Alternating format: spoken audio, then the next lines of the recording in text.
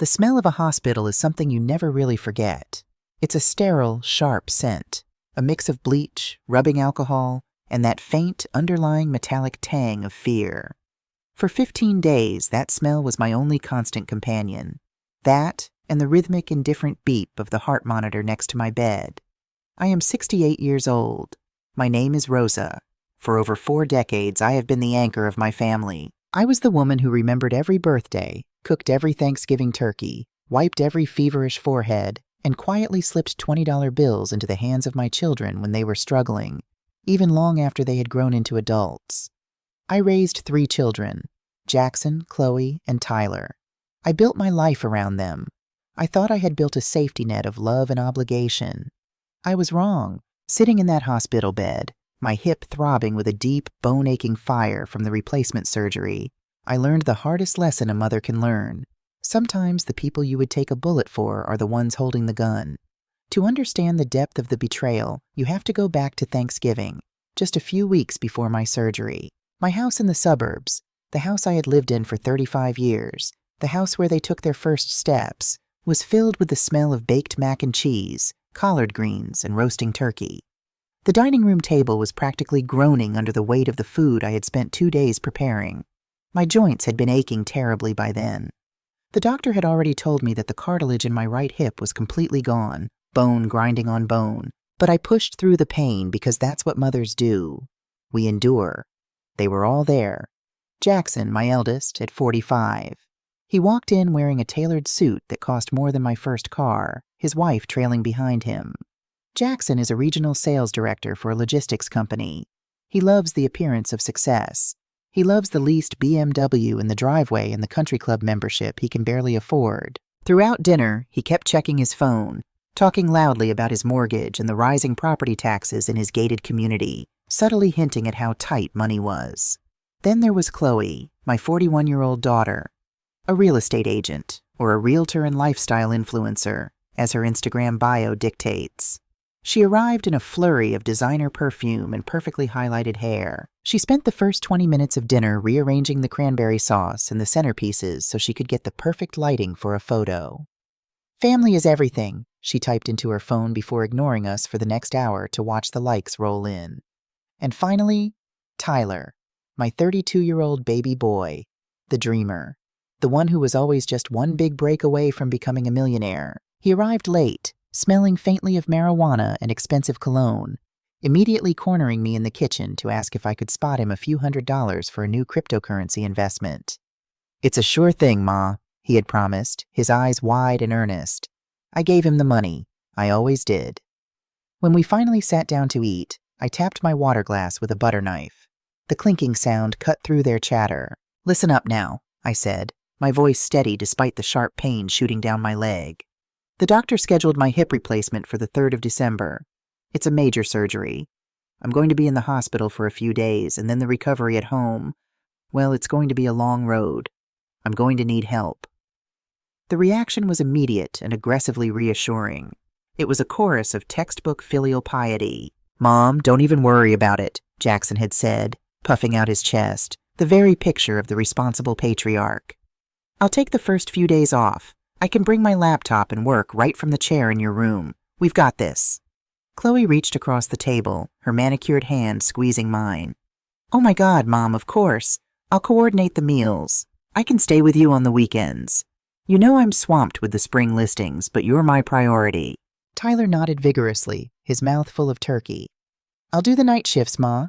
I'm a night owl anyway. I can help you to the bathroom, whatever you need. You won't be alone for a single second." "You won't be alone for a single second." Those words echoed in my mind on the morning of December 4th, the day after my surgery. I woke up in a haze of anesthesia and pain medication. The room was dimly lit, the winter sun barely peeking through the industrial blinds. My mouth tasted like cotton. I slowly turned my head, expecting to see Jackson sitting in the uncomfortable vinyl armchair in the corner, his laptop glowing. The chair was empty. I blinked, trying to clear the fog from my brain. I reached for the plastic cup of water on the rolling tray table, but it was just out of reach. My hip felt like it had been cracked open and filled with hot cement. I fumbled for my phone.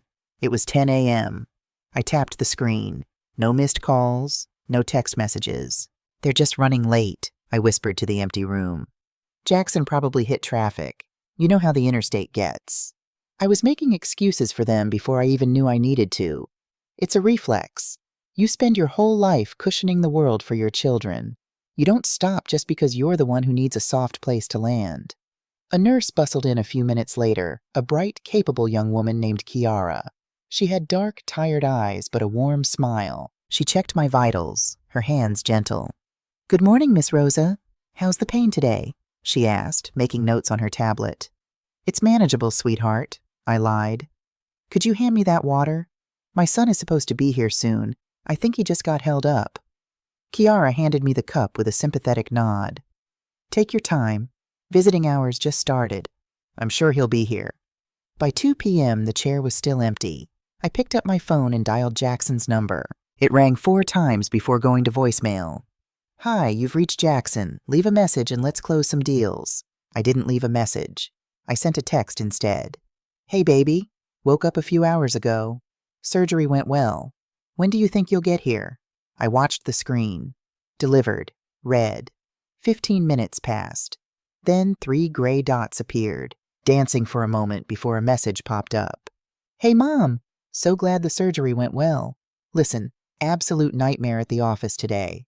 Q4 projections are a mess, and the VP flew in unannounced. I'm trapped. I texted Chloe to see if she can cover my shift today. Love you." A cold knot formed in my stomach. Not because he was busy, I understood busy, but because of the casualness of it. The flippant use of the word shift, like taking care of his mother who just had her bones sawed into was a retail job he could easily swap out of. I waited an hour before calling Chloe. She answered on the second ring, background noise loud and chaotic. "Mom, oh my gosh, hey, how are you feeling?" Her voice was an octave higher than normal, the voice she used when she knew she was doing something wrong. "I'm hurting, Chloe," I said, my voice barely a rasp. "Jackson couldn't make it." "Are you coming?" There was a pause. I could hear the wind and someone laughing in the distance. "Mom, I am so sorry. Jackson texted me, but I'm literally at the airport. I have this massive networking retreat in Aspen. I told you about this, didn't I? It's for luxury listings. I can't back out now. It's thousands of dollars down the drain. Tyler said he was going to go tonight anyway. He'll be there." She hadn't told me about Aspen. I closed my eyes. "Okay, Chloe. Have a safe flight." "Love you, Mom. I'll FaceTime you from the slopes." She hung up. I set the phone down on my chest. It felt like a brick. By 8 p.m., the hospital quieted down. The lights in the hallway dimmed. The dinner tray, a sad affair of lukewarm broth and green jello, had been taken away mostly untouched. I waited for Tyler. The night owl, the baby. I texted him at 9 p.m. Delivered, not read.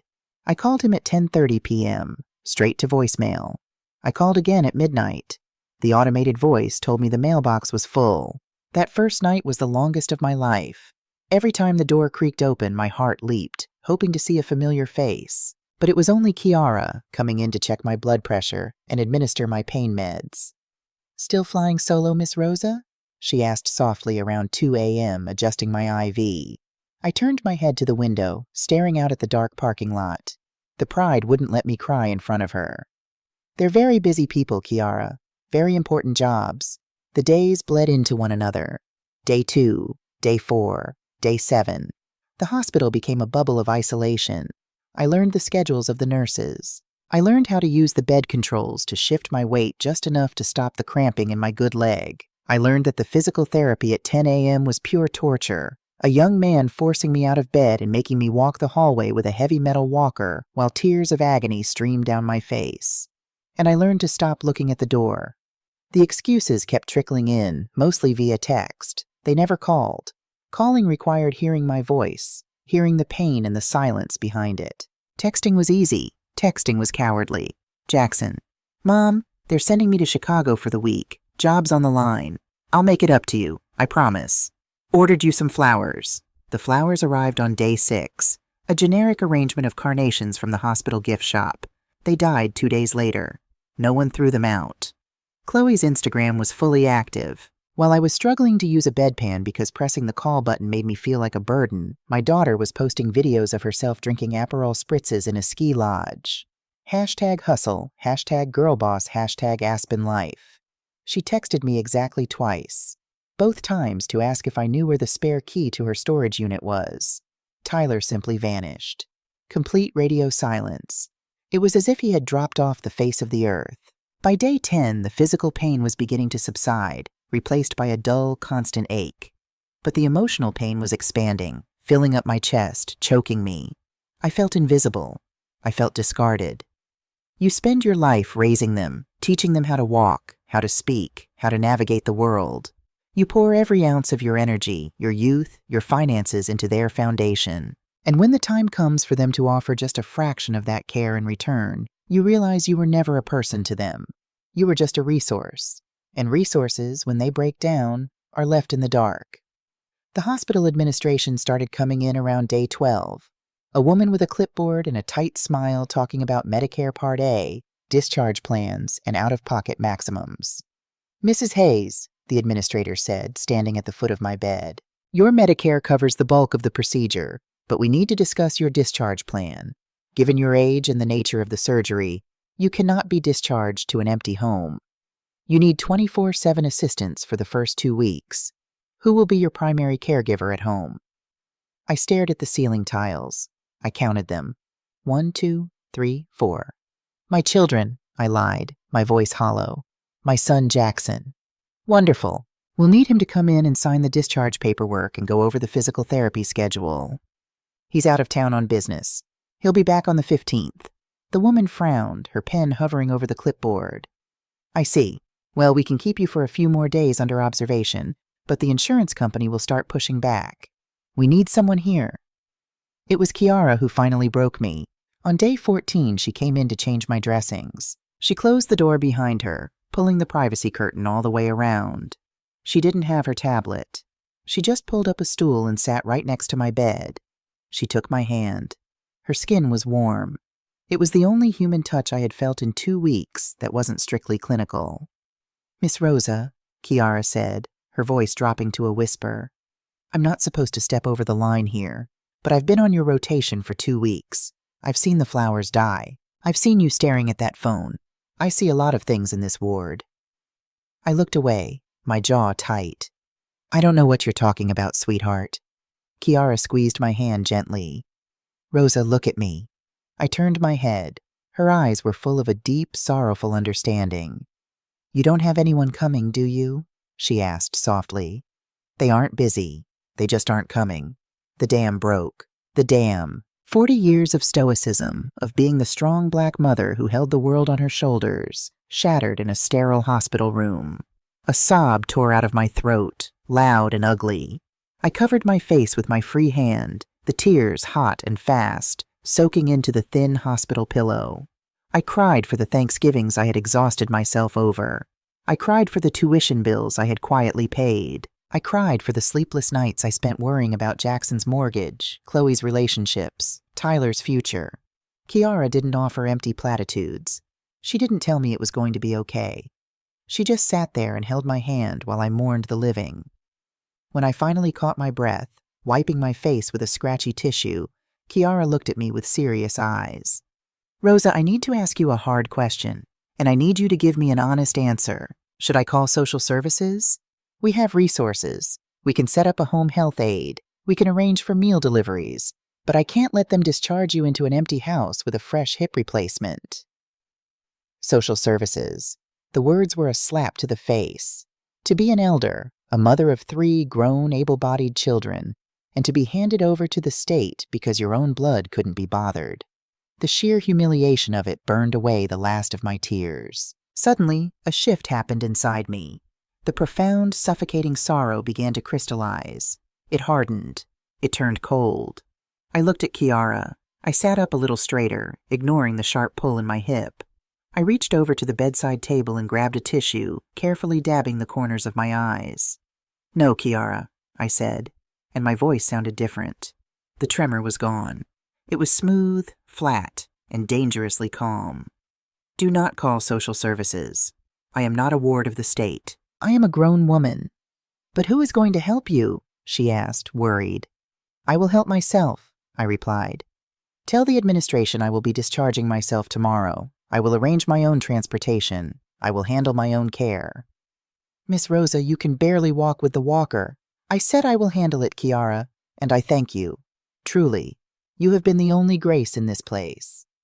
On the morning of the 15th day, the doctor gave me the reluctant green light. He gave me a prescription for painkillers, blood thinners, and a lecture about fall risks. I packed my small overnight bag myself.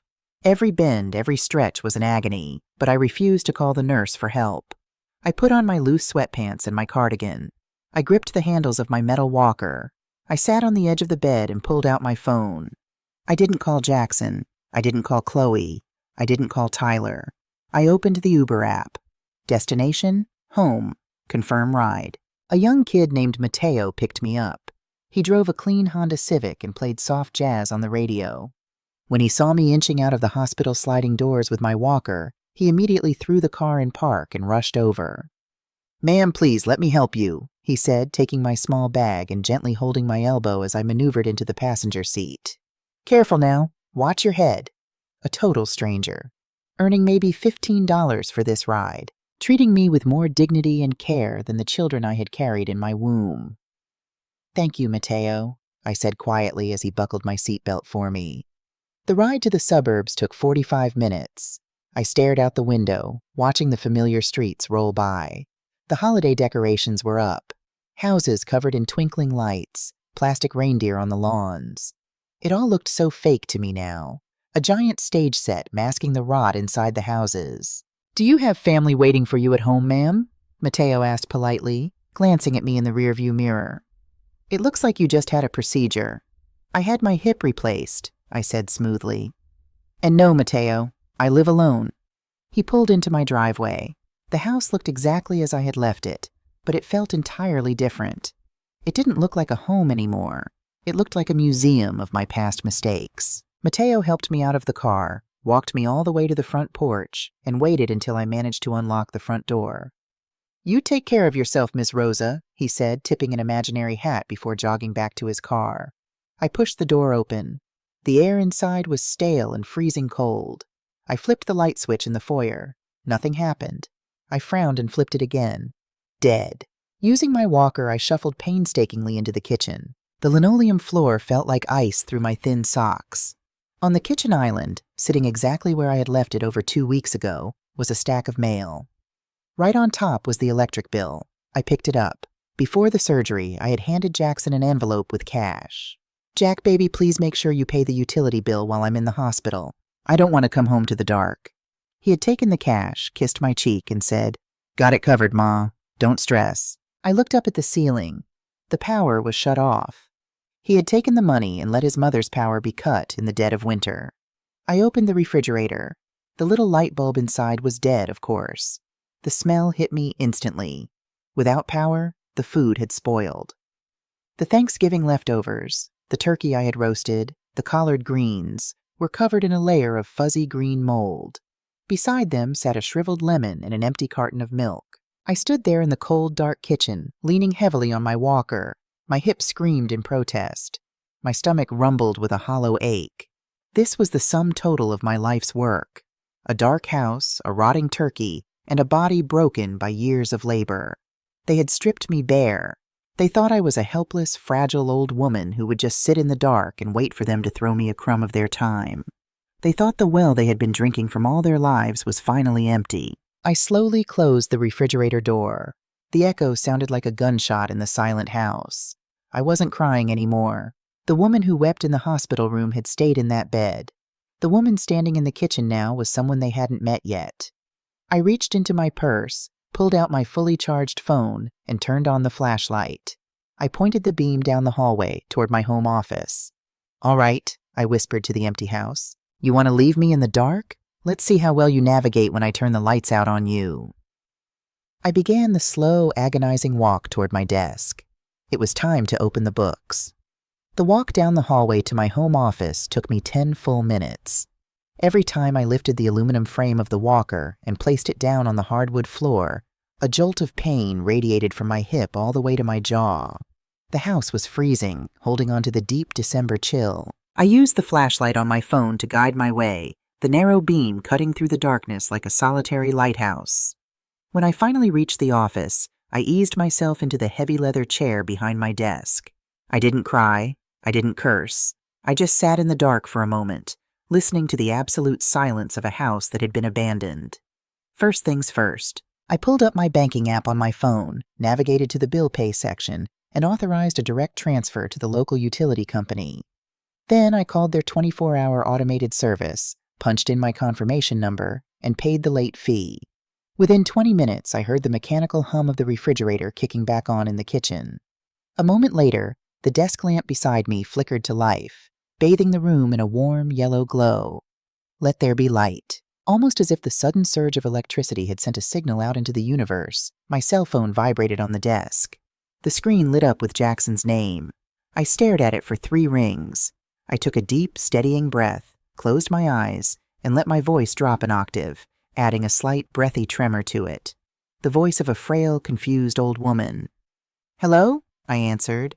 "Mom, hey." Jackson's voice boomed through the speaker, layered with an exaggerated, booming cheerfulness that made my stomach turn. "I just called the hospital to check on you, and the nurse said you checked yourself out? What were you thinking, Ma? You can't be doing things like that. You got me worried sick." Worried sick. He sounded like a man who had just finished a good steak dinner, not a man frantic about his mother. "I wanted to come home, Jackson," I said softly, leaning into the act. "The hospital was so loud. I thought you were coming to get me today." "I told you, Ma, I'm in Chicago. The VP has me tied up in these endless strategy meetings. I can't just walk out. You know how cutthroat the logistics business is right now?" He paused, and I could hear the subtle shift in his tone. The pivot. Here it comes. "Listen, speaking of the hospital, I saw the explanation of benefits the insurance company emailed over. Your Medicare Part A covered the surgery, but that deductible for the extended stay is a killer. And they're talking about billing out of network for the anesthesiologist." He sighed, a heavy theatrical sound. "I'm just saying, Mom, this is a terrible time for unexpected expenses. The mortgage rate on my house just adjusted, and the property taxes in the gated community went up another 12%. If I have to cover this hospital bill for you, I'm going to have to pull from my 401k, and the penalty on that is brutal." He was laying the groundwork. He was preemptively crying broke so I wouldn't ask him for a dime. He didn't ask if I had eaten. He didn't ask how I got home. He asked about the anesthesiologist's bill. "Don't you worry about the hospital bills, Jackson," I murmured, keeping my voice weak. "I'll figure it out with the billing department." "Okay, good. That's good, Ma. Look, I gotta run back into this meeting. I'll try to send Chloe over tomorrow to check your bandages, okay? Hang tight." He hung up. 10 minutes later, Chloe called. "Mom, Jackson said you're home? Oh my God, you are so stubborn." She sounded out of breath, the faint sound of pop music playing in the background. "I'm literally at the Aspen airport waiting for my flight back. Do you have any idea how stressful this is? I'm exhausted from networking, and now I have to worry about you being home alone." "I'm fine, Chloe," I whispered. "Well, you shouldn't have left. Jackson and I are spread so thin right now. Between his job and my real estate clients, the market is insane, Mom. I had to put down $5,000 for this retreat just to stay competitive. We're grinding out here. I'll order you some groceries on Instacart tomorrow, okay? Just stay in bed." She hung up too. Tyler didn't call. He sent a single text message. "Heard you are home. Glad you're okay. Super stressed about money RN. Crypto crashed. We'll visit when I can afford gas." I set the phone face down on the mahogany desk. I looked at the framed photographs lining the walls of my office. Jackson in his graduation gown. Chloe holding her first real estate license. Tyler as a little boy, missing his 2 front teeth, smiling up at me. For decades, they had operated under a very specific assumption about me. They believed I was just a sweet, hard-working widow who scraped by on a meager fixed income and my late husband's small life insurance policy. They thought the money I occasionally gave them, the small gifts to help with a down payment, the sudden clerical errors that miraculously wiped out Tyler's student loan debt, were just lucky breaks or the result of me eating canned soup for a month to save up. They thought they knew everything about Rosa Hayes. They didn't know a damn thing. With a grunt of effort, I pushed myself up from the chair. I gripped the walker and moved toward the closet in the corner of the office. I pushed aside the row of winter coats, reaching into the very back until my knuckles brushed against cold, heavy steel. It was a fireproof floor safe, bolted directly into the foundation of the house. I knelt down on my good knee, the pain in my right hip screaming in protest, and spun the combination dial. 341258. The heavy door clicked and swung open with a soft, pneumatic hiss. Inside wasn't jewelry or stacks of old cash. It was a collection of thick, black leather binders. I pulled the largest one out, hauled myself back up to the desk, and opened it under the lamplight.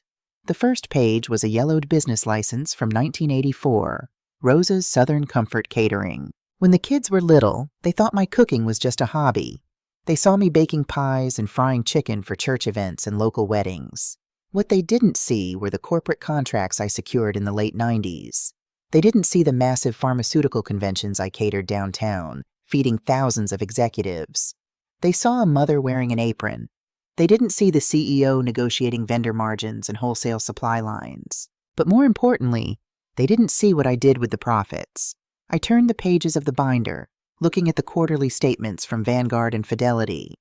While my children were busy buying leased luxury cars and taking vacations they put on high-interest credit cards, I was living below my means.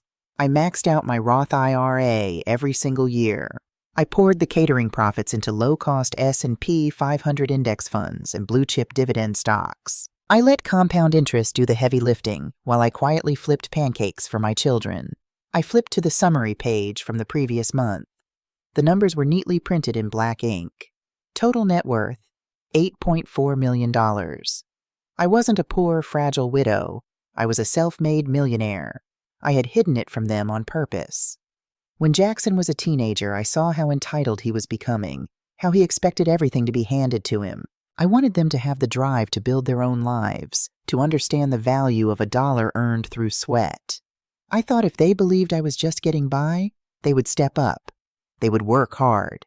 It was the greatest miscalculation of my life. Instead of teaching them independence, my secrecy had only bred contempt. Because they thought I had nothing of significant financial value, they decided I had no value as a person. I was just a domestic servant they had outgrown. A convenience. An ATM that occasionally dispensed a few $100 when they cried loud enough. I picked up my phone again and dialed a number I knew by heart. Sterling Associates, Arthur Sterling speaking, a deep, distinguished voice answered. Arthur, it's Rosa, I said, my voice no longer trembling. It was the voice of the CEO of Rosa's Southern Comfort Catering. There was a sharp intake of breath on the other end of the line. Rosa? Good God, woman, you sound like you're in a wind tunnel. I called the hospital this morning to check on your room, and the administration told me you had checked out against medical advice. Where are you? Should I send a car? I'm at home, Arthur. I took an Uber. An Uber? With a fresh hip replacement? Where are Jackson and Chloe? You told me they were taking shifts. Arthur's voice rose with indignation. He had been my wealth manager and personal attorney for 25 years. He was the only person on earth who knew exactly what was inside that fireproof safe. They didn't show, Arthur. None of them did. I spent 15 days staring at a blank wall. A heavy, furious silence fell over the line. Arthur was a gentleman of the old school, a man who valued family loyalty above all else. Rosa, I am so profoundly sorry. Give me the word and I will drive over there right now and drag Jackson out of his office by his ear. No, I said sharply. No violence, Arthur. We are going to do this the right way. The legal way. I need a favor. Anything. Name it. I need you to run a full, comprehensive audit on every single account, every piece of property, every line of credit attached to my name. I want to know exactly where my money has gone for the past 5 years. Every wire transfer to Tyler, every gift to Chloe, and especially that $50,000 business loan I gave Jackson 3 years ago that he swore he was paying back. Consider it done, Arthur said, his tone shifting into professional, calculating mode. I'll have my junior associates pull the credit reports and bank histories immediately. Are you safe, Rosa? Do you have food? I have enough to get by until tomorrow. Run the audit, Arthur. Call me the minute you have it. I hung up, closed the leather binder, and finally took one of the strong pain pills the hospital had prescribed. I slept in the leather chair in my office, too exhausted and in too much pain to make it to my bedroom. The next morning, the winter sun was streaming through the office blinds, blindingly bright. I woke up stiff, my mouth dry, the hip throbbing with a dull, rhythmic pulse. Before I could even attempt to stand up, my phone rang. It was Arthur. "Good morning," I said, clearing the sleep from my throat. "Tell me you have something." "Rosa," Arthur began, and his voice wasn't just serious. It was tight, strained. "I had the team work through the night. We pulled your primary credit reports from Experian and TransUnion. We also pulled the title records on your house. And? Rosa, Jackson didn't just default on that $50,000 personal loan you gave him." Arthur paused, taking a heavy breath. "Are you sitting down?" "I haven't stood up since yesterday, Arthur. Spit it out. 6 months ago, a home equity line of credit, a HELOC, was opened against your primary residence. Your house. The house you are sitting in right now." I froze. The air in the room suddenly felt thin. "A what?" "I own this house free and clear. I paid off the mortgage in 1998. "I know you did," Arthur said quietly. "But someone submitted an application for a HELOC to a secondary online lender. The application used your social security number, your financial history, and a digital signature that supposedly belongs to you. The line of credit was approved for $250,000. My hands started to shake, not from weakness, but from a sudden, violent surge of adrenaline. "How much was drawn from it?" $200,000, Arthur replied. "The funds were wired directly into the corporate operating account of Jackson's logistics company. Rosa, his business has been failing for a year. He's drowning in debt. He leveraged your home, the roof over your head, to bail out his sinking ship." I stared at the framed photo of Jackson on my desk, the boy I had taught to ride a bike, the man who had sat at my Thanksgiving table, eating my food, complaining about property taxes, knowing full well he had secretly mortgaged my home behind my back. He hadn't just abandoned me in the hospital because he was busy. He abandoned me because he was a coward. He couldn't look me in the eye knowing he had committed felony wire fraud and identity theft against his own mother. "Arthur," I whispered, my voice sounding like broken glass. "If he defaults on that line of credit—" "The bank forecloses on your house," Arthur finished for me. "They take the property. Rosa, this isn't just financial mismanagement. This is a federal crime. I have to advise you, as your attorney, we need to file a police report immediately. We need to claim identity theft to protect the asset." I closed my eyes. The image of Jackson in handcuffs, wearing an orange jumpsuit, flashed through my mind. A mother's instinct is to protect, always to protect. For a fraction of a second, the old Rosa, the woman who baked pies and paid off Tyler's debts, wanted to figure out a way to cover it up, to just pay off the HELOC from my investment accounts and pretend it never happened. But then I remembered the hospital. I remembered Kiara asking if she should call social services. I remembered the rotting turkey in my pitch-black refrigerator. They had dug my grave. They just didn't expect me to climb out of it holding a shovel. "No police, Arthur. Not yet. Rosa, be reasonable. If you acknowledge this debt—" "I didn't say I was acknowledging it," I cut him off, my voice turning into a whip crack in the silent room. "I said no police. If we send him to jail, he files for bankruptcy from a cell, and I look like the vindictive mother who ruined her son's life. No, I want him to feel it. I want all of them to feel it." "What are you planning?" Arthur asked, a hint of nervous respect creeping into his voice. I looked at the heavy fireproof safe. "I need you to draft some documents, Arthur. I need you to draw up a full, legally binding demand for repayment for every dime Jackson owes me. I need you to cancel every secondary credit card Chloe is an authorized user on. I need you to terminate the autopay on Tyler's car insurance and rent." "You're shutting off the valves," Arthur said softly. "I'm draining the swamp," I corrected him. "And Arthur, I want you to prepare an irrevocable trust. We are moving every single liquid asset I own out of my personal name. By the time I'm done with them, they won't be able to inherit the dust on my baseboards." "Rosa," Arthur chuckled, a dark, satisfying sound. "It will be my absolute pleasure. Give me 24 hours to draft the paperwork." "Take your time," I said, leaning back in the heavy leather chair, the pain in my hip completely forgotten, replaced by the burning, undeniable fire of purpose. "Let them get comfortable. Let them think I'm just a helpless old woman sitting in the dark. Because when I finally turn on the floodlights, there won't be a single shadow left for them to hide in. The hardest part about setting a trap isn't building it. It's having the discipline to sit perfectly still and wait for the snap. For the next 4 days, I became a ghost in my own home. I didn't answer their phone calls.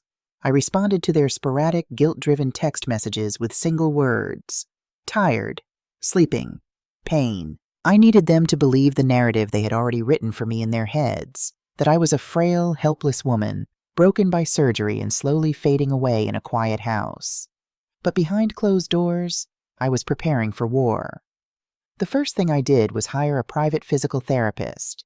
I didn't use the clinic the hospital recommended, and I certainly didn't run it through my Medicare, because Jackson had a habit of snooping through my mail to check my medical claims. Instead, I called a premium cash-only concierge rehabilitation service.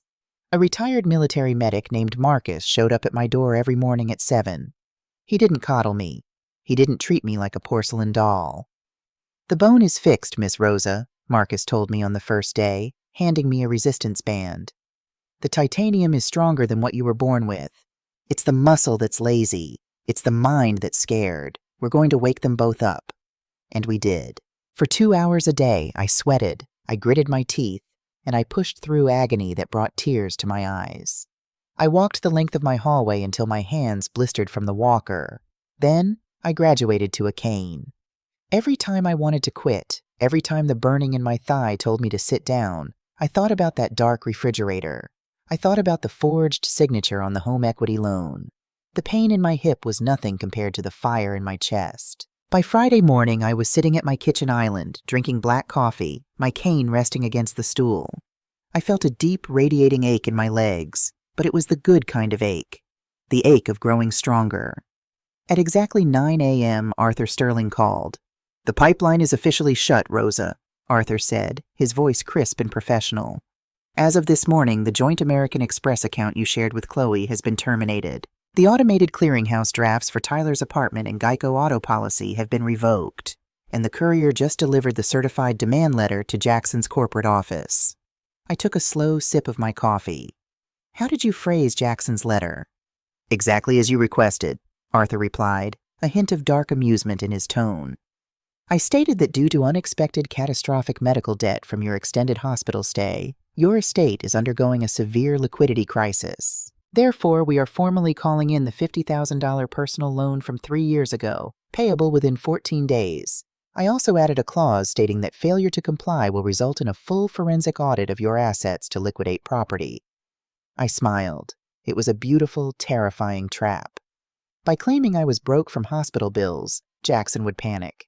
But the real genius was the threat of the forensic audit. Jackson knew that if Arthur started digging through my property titles to sell the house, he would immediately discover the $200,000 HELOC fraud.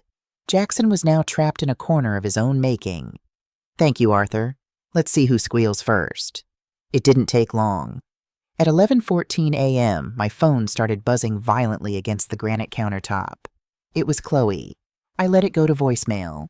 2 minutes later, she called again. Then came the text messages, popping up in rapid succession. "Mom, WTF is going on? Call me now. Mom, did you get hacked?" I picked up the phone and listened to the voicemails. "Mom, pick up the phone." Chloe's voice was shrill, echoing slightly, like she was in a large tiled room. "I am literally standing at the register at the Nordstrom at the Galleria.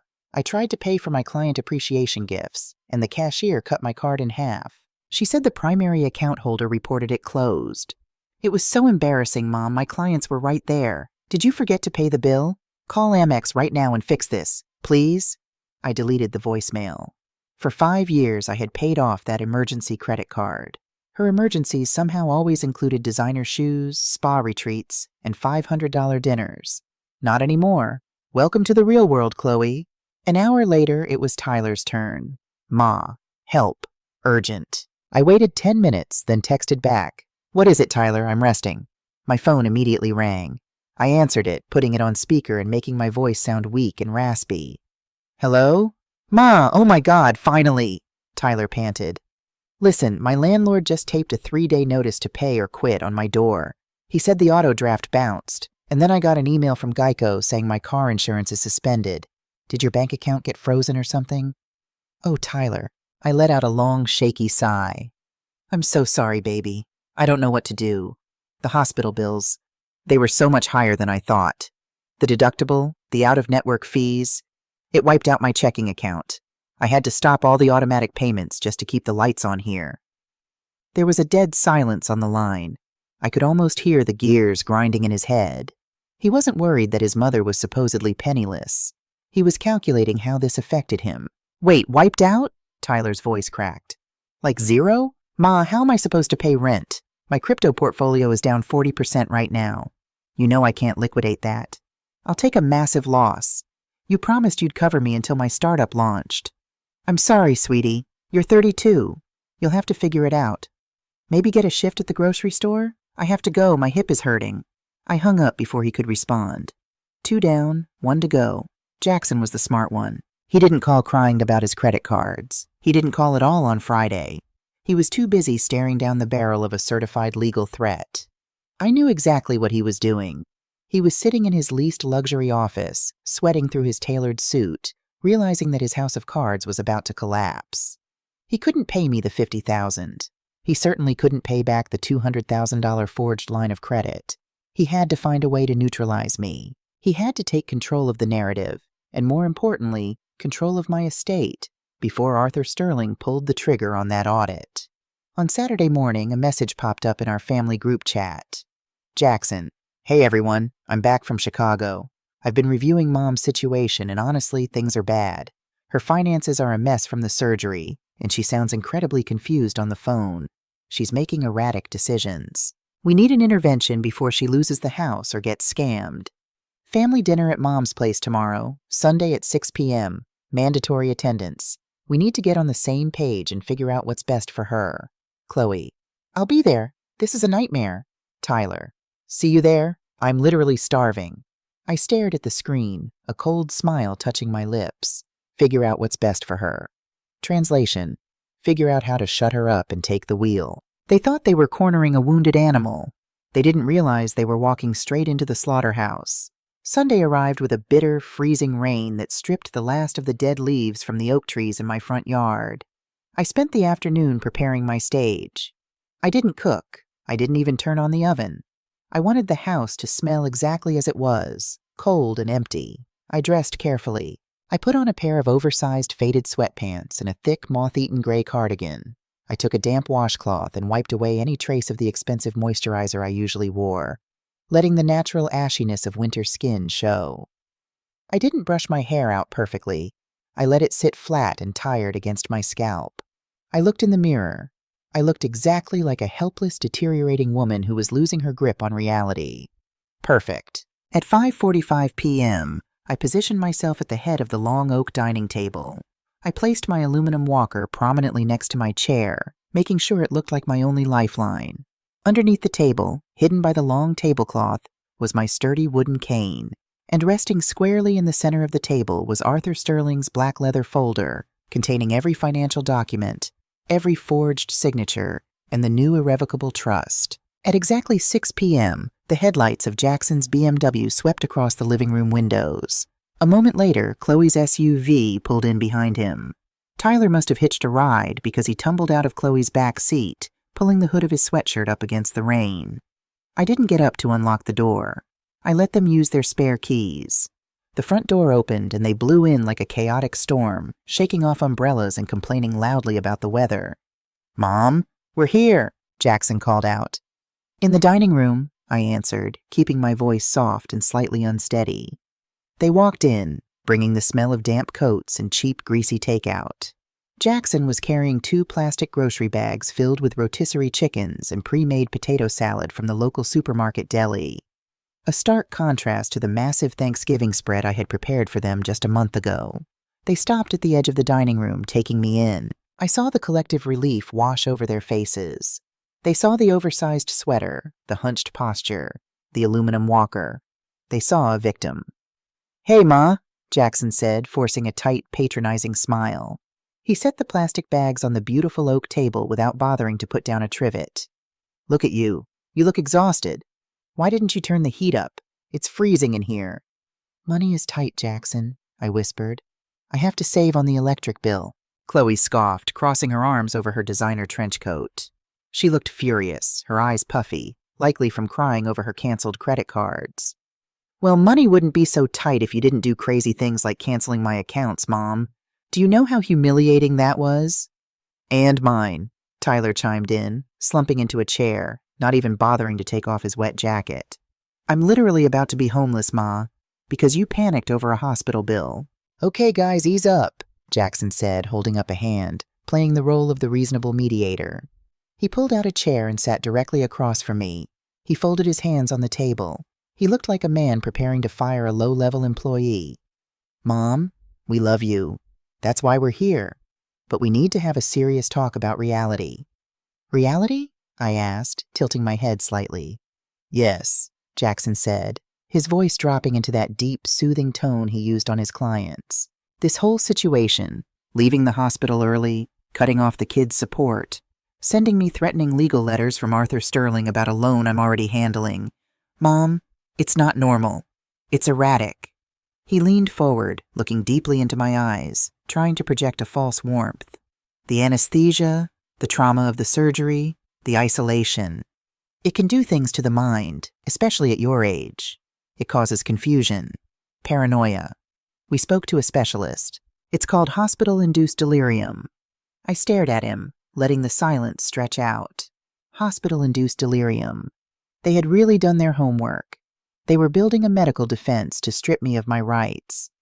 So, I said slowly, what are you saying, Jackson? Chloe reached into her expensive leather tote bag and pulled out a thick manila envelope. She slid it across the table until it rested against the plastic containers of cheap chicken. We're saying you shouldn't have to carry this burden anymore, Mom, Chloe said, her voice dripping with fake, sugary sympathy. You need to rest. You need to focus on your physical recovery. Jackson and I can handle the stressful stuff. The bills, the house, the bank accounts. Jackson tapped the envelope. Inside here are the papers for a conservatorship and a durable power of attorney. It names me and Chloe as your legal guardians regarding financial and medical decisions. All you have to do is sign, Mom. We'll take over the mortgage. We'll handle Arthur Sterling and your medical debt. We even found a beautiful assisted living community just 30 minutes from here. They have a heated pool for your hip. He pushed a shiny, glossy brochure across the table. Autumn Haven, where your golden years truly shine. A nursing home. They were trying to lock me in a nursing home and seize my estate. Tyler perked up. Yeah, Ma. And once Jackson has control of the accounts, he can reinstate my allowance and pay my back rent. It's a win for everybody. They sat back in their chairs, a united front of greed and betrayal, waiting for the frail, confused old woman to pick up a pen and sign her life away. I looked at the envelope. I looked at the glossy brochure. And then, slowly, deliberately, I sat up straight. I rolled my shoulders back, shedding the hunched posture. I let the frumpy cardigan slip off my shoulders, revealing the crisp, tailored silk blouse underneath.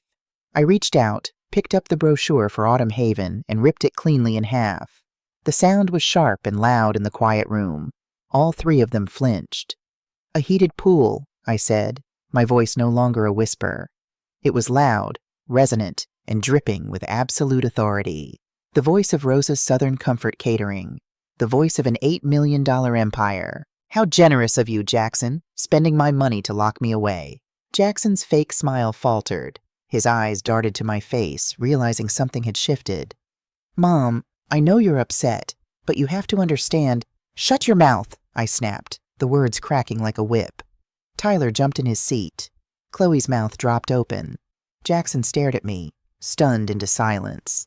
I reached under the table, grabbed my wooden cane, and pushed myself up from the chair. I didn't touch the aluminum walker. I stood tall at the head of the table, looking down at the three strangers I had raised. I reached out and pulled Arthur Sterling's black leather folder toward me. You want to talk about reality, Jackson? I asked, my eyes locking onto his, watching the color slowly drain from his face. Let's talk about reality. Let's talk about the $200,000 you stole from me. The trap hadn't just snapped shut. It had crushed bone. $200,000, Jackson repeated, the words stumbling out of his mouth as if he had forgotten how to speak English. He looked at Chloe, then at Tyler, but they were staring at him with equal parts confusion and horror. He swallowed hard, his Adam's apple bobbing violently. Mom, I don't know what you're talking about. The anesthesia. Do not insult my intelligence by blaming the anesthesia again. I said, my voice eerily calm. I opened the black leather folder and pulled out a stack of papers, tossing them onto the center of the oak table. They landed right on top of his absurd power of attorney documents. That is a copy of the home equity line of credit application submitted to a secondary lender 6 months ago. It has my social security number on it. It has my home listed as collateral. And the $200,000 drawn from it was wired directly into the operating account of Jackson Logistics, LLC. Jackson's hands began to shake. The smug, patriarchal aura he had walked in with evaporated instantly, leaving behind a terrified, desperate little boy caught with his hand in the cookie jar. It was a bridge loan, Ma, Jackson stammered, sweat beading on his forehead despite the freezing temperature of the room. The supply chain issues. The business was taking a hit. I just needed to float payroll for a couple of quarters. I was going to pay it back before you even noticed. I didn't want to worry you. You didn't want to worry me? I let out a sharp, bitter laugh. You forged my digital signature and leveraged the roof over my head, the house you grew up in, to save your failing company. That's not protecting me, Jackson. That's felony wire fraud and identity theft. Fraud? Chloe shrieked, finally understanding the gravity of the situation. She turned to her brother, her eyes wide with panic. Jackson, what did you do? If the business goes under, they'll foreclose on Mom's house. Where is she supposed to live? Oh, don't pretend you care about where I live, Chloe, I snapped, turning my gaze to my daughter. She shrank back in her chair as if she had been slapped. You just handed me a brochure for a nursing home. You were perfectly happy to throw me in a facility and sell this house to cover your own tracks. Mom, that's not true. We just wanted you to have 24/7 care, Chloe cried, her voice hitching into a familiar manipulative whine. You wanted control of my accounts because I cut off your American Express, I corrected her. I pulled another document from the folder. Let's talk about your grind, Chloe. Let's talk about the $40,000 in credit card debt you've racked up this year alone. Trips to Aspen, designer bags, 5-star restaurants. You portray this image of a successful girl boss realtor on Instagram, but the truth is, you haven't closed a major listing in 8 months. You were using my account to fund a lifestyle you can't afford, while I was eating hospital jello alone in the dark. Chloe covered her face with her manicured hands, sobbing loudly. I have to keep up appearances, Mom. In my industry, if you don't look wealthy, clients won't trust you. It was an investment in my brand. Your brand is a lie, I said coldly. Okay, fine, Tyler yelled, standing up and slamming his hands on the table, knocking over a container of potato salad. Jackson messed up. Chloe's broke. But what about me? I didn't steal anything from you, Ma. I just asked for a little help while I get my crypto exchange off the ground. Why did you cancel my rent? I'm your youngest son. You can't just throw me out on the street. Tyler, you are 32 years old, I said, staring at him until he broke eye contact and looked at the floor. You don't have a job. You have a hobby that loses money. I have paid your rent, your car insurance, and your cell phone bill for 10 years. I didn't throw you on the street. I simply stopped carrying you. If you fall, it's because you never bothered to learn how to stand on your own 2 feet. Jackson wiped his forehead with the back of his hand, taking a deep breath, trying to regain some semblance of control. Okay, Mom, you're angry. You have every right to be. I made a massive mistake with the HELOC. I admit it, but yeah, we're still family. We can fix this in-house. Don't go to the police. We don't need lawyers involved. I'll sign a promissory note for the $200,000. Just sign the conservatorship so we can restructure the estate and protect the assets from creditors. He still didn't get it. He still thought he was the smartest person in the room. I think, a deep, resonant voice echoed from the hallway, that Miss Rosa has had quite enough of your restructuring, Jackson. All 3 of my children whipped their heads around. Emerging from the shadows of the hallway, carrying a polished leather briefcase, was Arthur Sterling. He looked immaculate in a charcoal 3-piece suit, exuding the kind of quiet, devastating power that only decades of high-level legal experience can forge. Mr. Sterling? Jackson choked out, his face draining of whatever color it had left. What are you doing here? I am here in my capacity as Rosa's primary legal counsel and the executor of her estate, Arthur said smoothly, stepping into the dining room and standing firmly by my side. He placed his briefcase on the table next to the cheap rotisserie chickens. And I must say, Jackson, suggesting a conservatorship for a woman who has vastly outperformed the S&P 500 index for the last 30 years is not just insulting, it borders on comedic. Chloe stopped crying, her tear-streaked face contorting in pure confusion. Outperformed the S&P? What are you talking about? Mom lives on Dad's small life insurance and a meager pension. Arthur let out a dry, humorless chuckle. He looked at me, and I gave him a slight nod of permission. Your mother, Arthur began, popping the golden latches on his briefcase, has allowed you to believe that out of a misplaced sense of maternal protection. She wanted you to build your own lives, but since you have decided to treat her like a burden to be discarded, she has instructed me to pull back the curtain. Arthur extracted a thick, bound financial portfolio and laid it open in front of Jackson.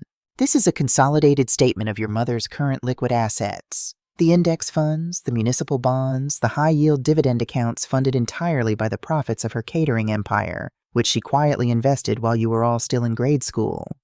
Jackson leaned forward, his eyes scanning the bottom line. I watched his pupils dilate. I watched his jaw go completely slack. He literally stopped breathing for 5 full seconds. $8.4 million? Jackson whispered, the numbers sounding like a foreign language on his tongue. Wait, what? Chloe shrieked, lunging across the table, her acrylic nails scraping the wood to look at the paper. 8 million? Mom, you're a millionaire? Tyler fell back into his chair as if he had been physically struck by a heavyweight boxer. You had $8 million this whole time, and you let me drive a 2012 Honda Civic? I let you drive the car you earned, I corrected him sharply. Chloe's eyes were wide, suddenly flashing with a frantic, greedy light. The tears of shame were completely gone, replaced by the ugly glint of dollar signs. Mom! Oh my God! This changes everything. Jackson, the business is saved. Mom, you can pay off the HELOC. You can clear my credit cards, and we can hire a full-time live-in nurse for you. We don't need the nursing home. We're rich.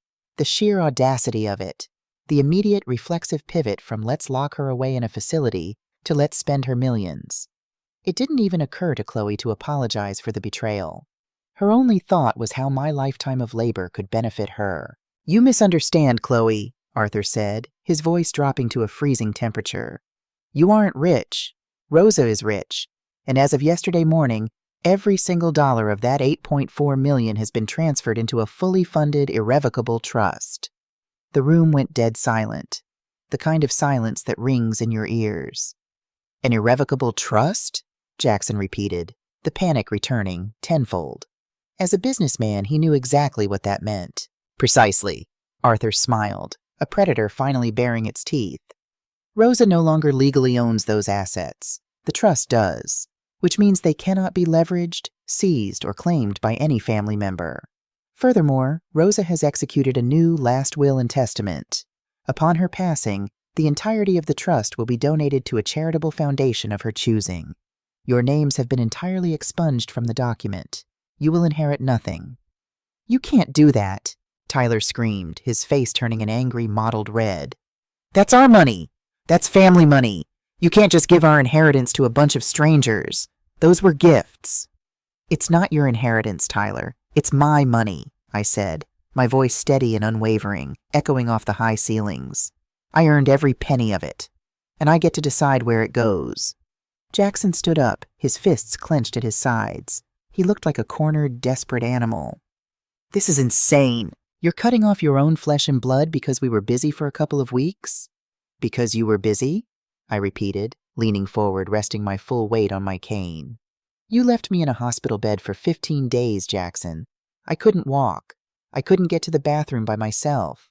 I stared at the door every single day, waiting for the children I poured my soul into, and nobody came. A stranger had to drive me home. I came home to a freezing house and a rotting Thanksgiving turkey because you stole the money I gave you to pay the light bill. My voice cracked, raw and full of the pain I had buried under layers of stoicism. You didn't abandon me because you were busy. You abandoned me because I wasn't useful to you anymore. You thought the well was dry. You thought I was just an old broken woman who couldn't give you another dime, so you threw me away like trash. I looked at each of them, Jackson's deep shame, Chloe's naked greed, Tyler's pathetic entitlement. Well, I said softly, the anger settling into a cold, unbreakable resolve. The well isn't dry, but it is poisoned for you. Arthur, give them the final documents. Arthur pulled 3 separate thick envelopes from his briefcase and slid one to each of my children. What is this? Chloe asked, staring at the envelope like it was a live rattlesnake. Those, Arthur explained, are formal demands for repayment. Tyler, yours is an itemized invoice for the last 3 years of rent and auto insurance, totaling $42,000, which was legally structured in your mother's tax filings as an interest-bearing loan against your name. Chloe, yours is for the $60,000 in credit card debt you incurred on a joint account where Rosa was the primary guarantor. And Jackson, yours is for the $50,000 personal loan, plus a formal notice. Jackson ripped open the envelope, his eyes scanning the legal jargon. Notice of what? Notice that if the $200,000 HELOC is not paid in full and closed within 30 days, I will be forwarding all evidence of your forged signatures to the district attorney's office for federal prosecution, Arthur said smoothly, adjusting his cuffs. Have a wonderful evening. They were utterly destroyed. The safety net they had spent their entire lives taking for granted had not just vanished. It had turned into a steel trap that had just snapped shut on their necks. Mom, please, Jackson whispered, dropping the papers, his arrogant corporate facade completely shattered. He fell to his knees right there on the dining room floor, grabbing the hem of my skirt. Please, Ma, if you do this, I lose everything. The house, the business, my wife, everything. I'll go to jail. Please, I'm your son. I'm sorry. I am so sorry. Chloe began to hyperventilate, clutching her chest, her makeup running down her face in ugly black streaks. Tyler just sat there, staring blankly at the wall, a boy realizing he finally had to grow up. A month ago, seeing Jackson on his knees would have broken my heart. I would have reached down, stroked his hair, and told him everything was going to be all right. I would have written the check to save him, but the woman who would have written that check died in room 402 of the orthopedic ward. I looked down at my eldest son. You made your bed, Jackson, and now you're going to lose it. I pulled my skirt out of his grasp. I turned to Arthur. Arthur, please show my guests out, and make sure they leave their spare keys on the counter. The locksmith is coming tomorrow morning at 8 to change the deadbolts. With pleasure, Rosa, Arthur said. Mom, you can't, Chloe screamed as Arthur stepped forward, gesturing firmly toward the door. We're your family. Family takes care of each other, Chloe, I said, turning my back on them and walking slowly toward the hallway. You are just people I used to know.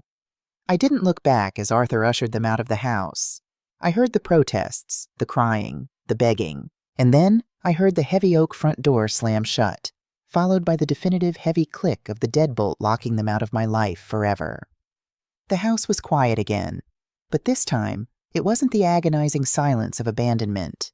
It was the beautiful golden silence of peace. The winter melted away, and with it, the suffocating weight I had carried for 40 years. Spring arrived in the city with a sudden, violent burst of color, the dogwood trees blooming brilliant white and pink. It felt incredibly fitting. I was no longer in the suburbs to see the oak trees in my front yard bud. I had sold the house. I didn't need 4 bedrooms of empty memories. I bought a stunning, sun-drenched penthouse condominium downtown, overlooking the skyline. It had floor-to-ceiling windows, a concierge downstairs, and 0 stairs to climb. My hip, thanks to Marcus's relentless physical therapy, was fully healed. I threw the aluminum walker into a dumpster back in February. By April, the wooden cane was sitting in the back of my closet, gathering dust. I walked with a slight limp on rainy days, but mostly, I walked with a stride that commanded respect. I was alive. For the first time since my husband died, for the first time since my children were born, I belonged entirely to myself. But karma, as they say, never misses an address. And Arthur Sterling made absolutely sure it was delivered via certified mail. I didn't relish in my children's downfall. I didn't cheer when their lives imploded. A mother never truly rejoices in the suffering of the children she brought into the world. But I watched it happen with the cold, detached clarity of a judge handing down a necessary sentence. Jackson fell first, and he fell the hardest. The 30 days Arthur gave him to clear the forged $200,000 HELOC came and went. Jackson tried to take out loans from predatory lenders. He tried to sell his cars. He even tried to beg his wealthy father-in-law for a bailout. But his father-in-law ran a background check, discovered the wire fraud against me, and slammed the door in his face. On day 31, Arthur Sterling forwarded the forensic evidence to the district attorney. Jackson avoided federal prison by the skin of his teeth, taking a brutal plea deal that required him to liquidate his failing logistics company entirely to pay restitution to the bank. The felony conviction on his record meant he immediately lost his high-paying corporate director job. His wife, who had married the illusion of wealth, filed for divorce and took their suburban mansion in the settlement. The last I heard, Jackson, the man who couldn't find an hour to visit his mother in the hospital because he was too busy closing deals, had filed for Chapter 7 bankruptcy. He is currently living in a cramped one-bedroom apartment near the airport, working the night shift as a dispatcher for a local trucking company. The irony is almost poetic. Chloe's descent was louder, broadcasted in real time before she suddenly went completely dark. Arthur took her to civil court for the $60,000 in joint credit card debt. She tried to ignore the summons, treating it like a parking ticket. The judge didn't find her girl boss attitude charming. He ordered a wage garnishment and authorized the bank to seize her assets. One afternoon, right in the middle of an open house she was hosting in a wealthy neighborhood, a tow truck arrived and repossessed her leased Range Rover. It was caught on a neighbor's Ring camera and circulated around her real estate agency. Her broker fired her the next day. Without my bank account to fund her designer clothes, Botox appointments, and lavish dinners, Chloe's influencer lifestyle evaporated overnight. She couldn't afford her luxury loft downtown. Today, if you want to find Chloe, you won't find her in Aspen. You will find her wearing a polyester uniform, working 50 hours a week as a hostess at a chained steakhouse out by the interstate. She is finally learning the true value of a $20 tip. And then there was Tyler, my baby boy, the crypto bro visionary who thought real work was beneath him. When the rent checks from me stopped, his landlord evicted him within 45 days. With no credit, no work history, and $42,000 of legally structured debt hanging over his head from my estate, Tyler had nowhere to go. He ended up in front of a county judge over unpaid state taxes and accumulating citations. The judge, tired of seeing able-bodied 30-somethings grifting the system, offered him a choice: 60 days in county jail, or a court-mandated community labor program designed to teach basic job skills and garnish his minimum wage to pay his debts. Tyler chose the labor program. He was assigned to the janitorial and groundskeeping crew of a local senior care facility. The facility's name? Autumn Haven. Yes, the exact same nursing home he and his siblings had tried to lock me away in. Now, 5 days a week, Tyler is the one scrubbing the floors around the heated pool, taking out the medical waste and serving lukewarm meals to the elderly residents he once thought were so disposable. Sometimes the universe has a sense of humor that is simply too perfect to invent. With the rot finally cleared from my life, I had space to plant something new. I didn't need $8 million to buy designer bags or yachts. I had spent my life serving people through food, and I realized I still wanted to serve. But this time, on my own terms. On a bright Tuesday morning in May, I ordered an Uber. Not because I had to, but because I wanted to.